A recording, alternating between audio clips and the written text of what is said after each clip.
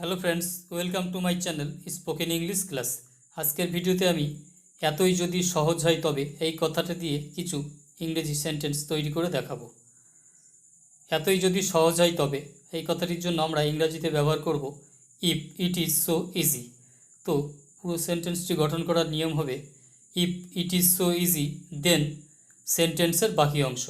তো এইবার কিছু উদাহরণ আমরা দেখে নেব। এতই যদি সহজ হয় তবে তুমি ফেল করলে কেন? If it is so easy then why did you fail? If it is so easy then why did you fail? এতই যদি সহজ হয় তবে তারা পাহাড়ে উঠল না কেন? If it is so easy why did not they climb the mountain? If it is so easy why did not they climb the mountain? এতই যদি সহজ হয় তবে তোমরা কাজটি পারলে না কেন?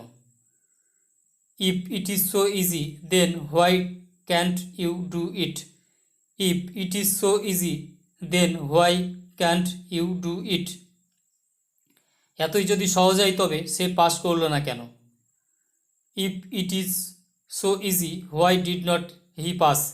If it is so easy, why did not he pass? এতই যদি সহজ হয় তবে তুমি অংশগ্রহণ করলে না কেন? If it is so easy, then why don't you participate? If it is so easy, then why don't you participate? এতই যদি সহজ হয় তবে তুমি সময় মতো পৌঁছাতে পারলে না কেন? তো এই সেন্টেন্সটি ইংলিশ মিনিং কী হবে তোমরা অবশ্যই কমেন্ট বক্সে কমেন্ট করে জানাবে। ধন্যবাদ।